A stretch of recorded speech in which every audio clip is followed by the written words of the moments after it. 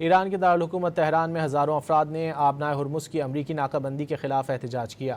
तेहरान में ईरानी हुकूमत के हक़ में रैली निकाली गई। शुरका ने अमरीका की जानिब से ईरान की बहरी नाकाबंदी के खिलाफ एहतजाज किया।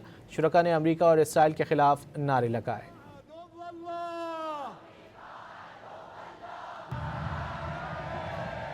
از پای لانچر تا خیابان مرد میدانیم مرگاری اما جمهوری اسلامی ایران من بی وطن। ईरान के दारुल-हुकूमत तेहरान में हज़ारों अफराद ने आबनाए हुर्मुज़ की अमरीकी नाकाबंदी के खिलाफ एहतजाज किया। तेहरान में ईरानी हुकूमत के हक़ में रैली निकाली गई। शुरका ने अमरीका की जानिब से ईरान की बहरी नाकाबंदी के खिलाफ एहतजाज किया। शुरका ने अमरीका और इसराइल के खिलाफ नारे लगाए।